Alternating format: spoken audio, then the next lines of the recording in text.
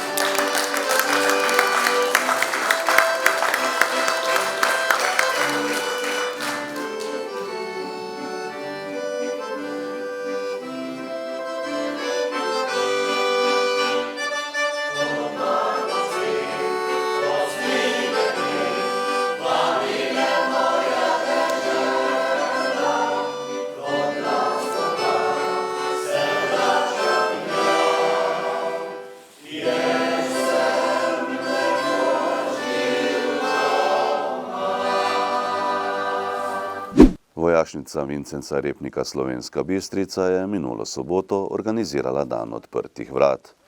Predstavili so delo in poklice v vojaški logistiki ter celotno logistično vojaško tehniko, ki jo imajo v bistriški vojašnici.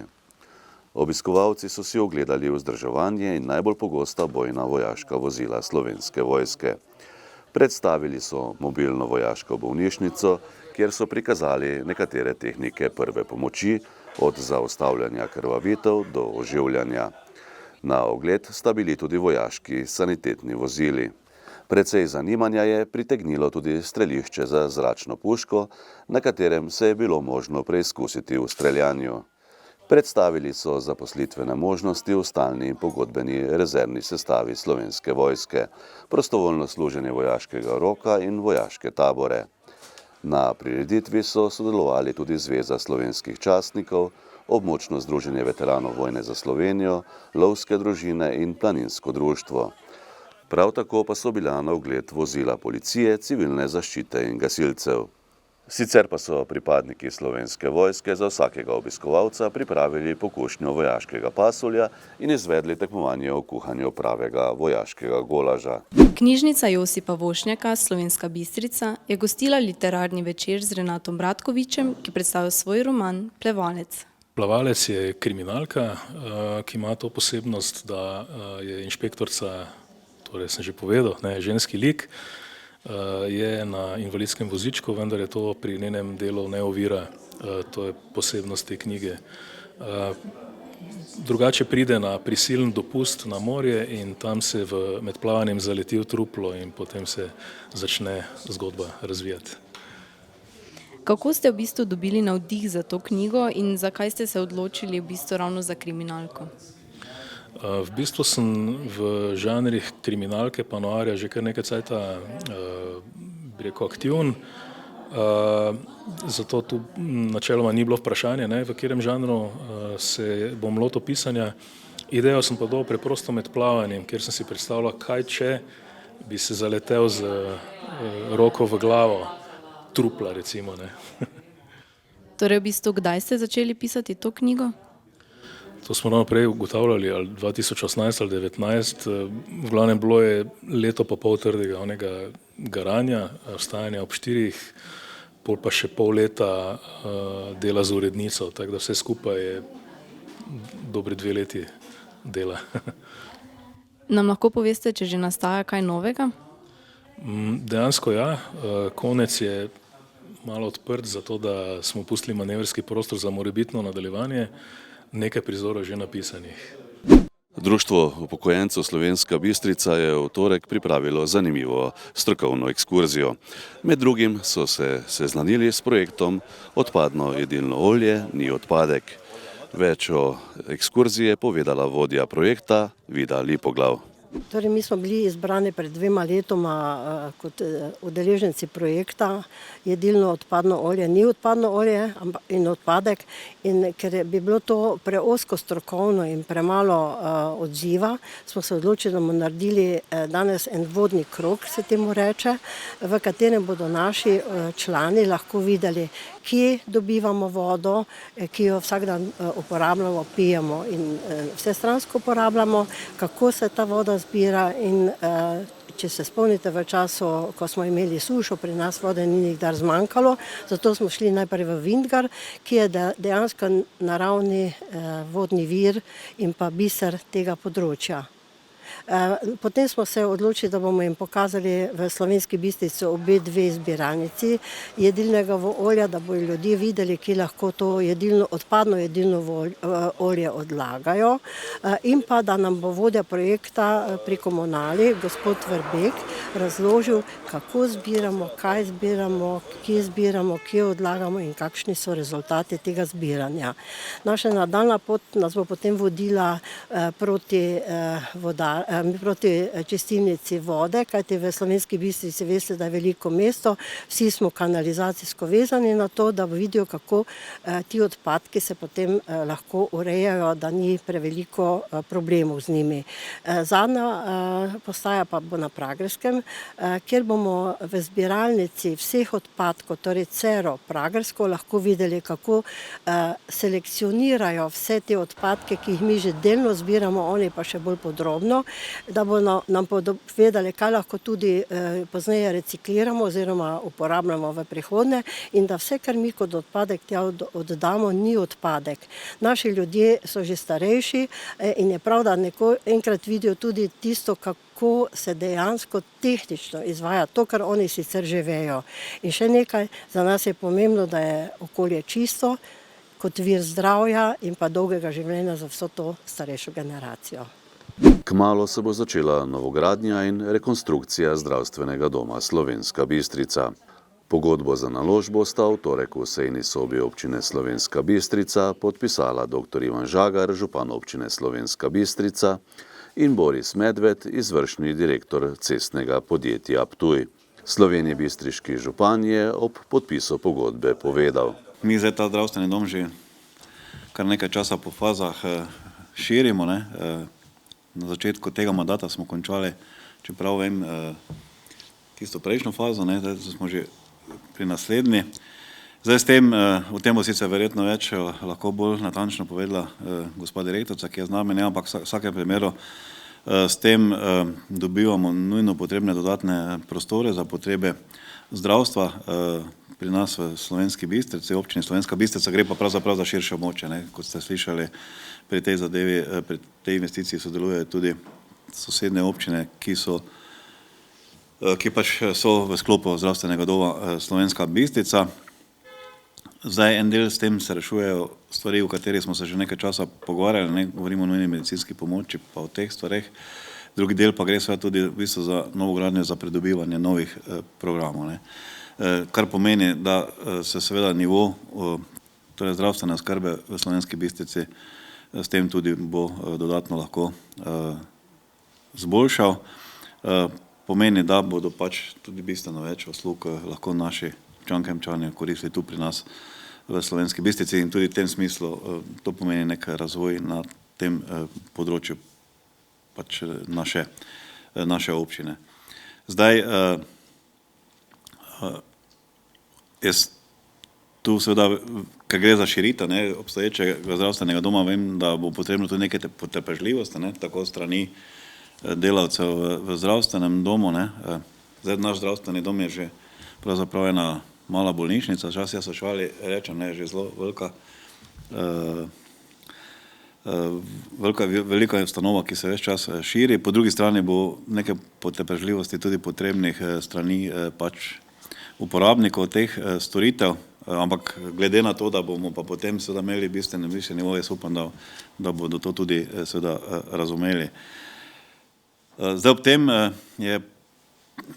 so tudi pri nas pač aktualne te težave, ki so povezane z ostalim delom, to se pravi za parkiranje, tako da tudi kar se tega parkirišča tiče, mi smo v zaključni fazi in mislim, da bo šel v naslednjih dnevih oziroma tednih tudi razpis za to vrstno za parkirišče. Še to je treba reči, za ti objekti in jedni in drugi, o katerem sem govoril, se nahajajo pravzaprav na kulturno zaščitenem območju. To še pa dodatno povzroča težave pri pripravi dokumentacije. In to pomeni, da bomo imeli recimo novi zdravstveni dom, ki pa je že takoj kulturno zaščiten, se pravi. Isto velja tudi za parkirišča. Jaz seveda čestitam tudi direktorju za uspešen nastop na tem našem razpisu. Jaz sem prepričan, da boste uspešno speljali to investicijo, to ne dvomimo.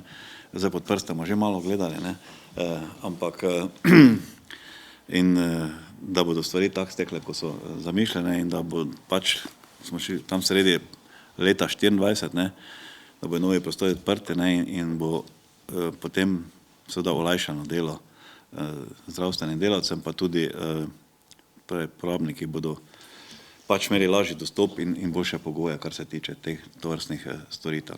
V Bistriškem gradu so v sredo predstavili projekt Najprej lokalno, v katerem sodelujejo Las Dobro za nas, Las Bogatstvo podeželja in Las Haloze. Eden od glavnih razlogov sodelovanja so naravne povezave med deležniki v lokalnem okolju, predvsem z vidika vzpostavljanja kratkih dobavnih in prodajnih verig. Na novinarski konferenci so dejavnosti in cilje projekta Najprej lokalno, ki je ocenjen na dobrih 100 000 evrov in je sofinanciran iz Evropskega sklada za regionalni razvoj, podrobneje predstavili Marcela Slekovec iz Las Bogatstvo podeželja, ki je tudi vodilni partner projekta, Jernej Golc iz Las Haloze in Ivana Pečovnik iz Las Dobro za nas. Glavni namen projekta Najprej lokalno je zagotovo promocija lokalne samooskrbe, iskanje novih tržnih poti, novih prodajnih poti, povezovanje deležnikov, pa tudi še dodatna promocija na naši spletni tržnici Jem domače. Mi smo, kot ste lahko slišali, imeli dosti izobraževalnih vsebin, za katere je nekako bila tudi potreba na našem območju, bodisi na področju vinske senzorike in retorike, bodisi na področju današnje zakonodaje.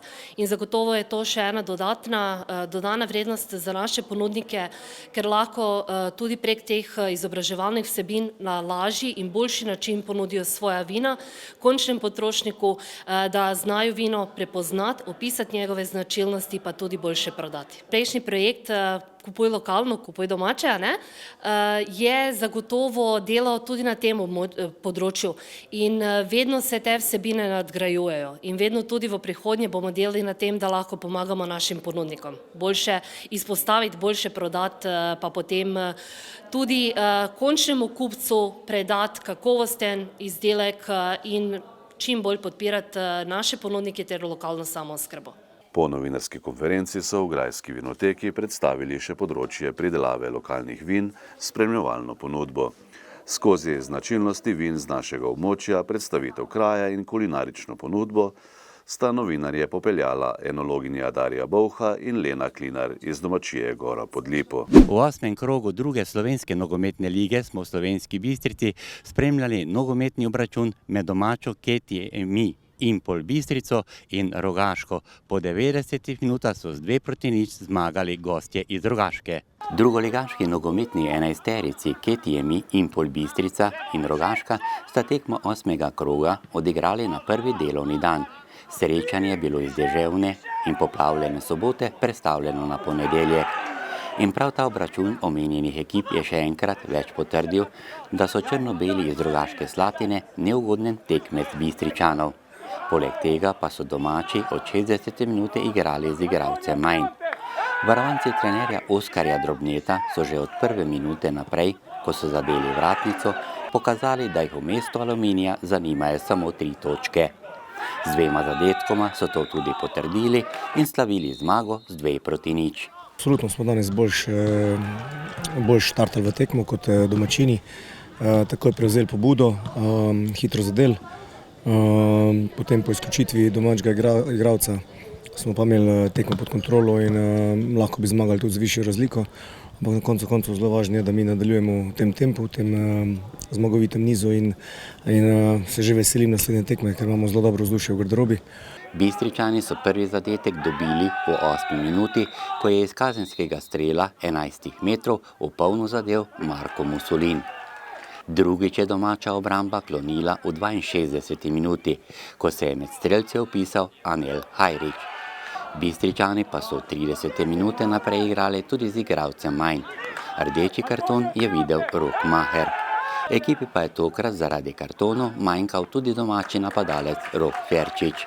Vedeli smo, da ekipa Rogaška je zelo močna ekipa, da prevladujejo v sredini, imajo res čvrsto vezno linijo.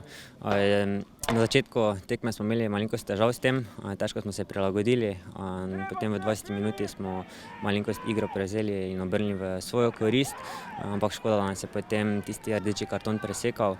Vemo pa, da je proti taki ekipi, kot je ekipa Rogaške, z igralcem manj zelo težko konkurirati.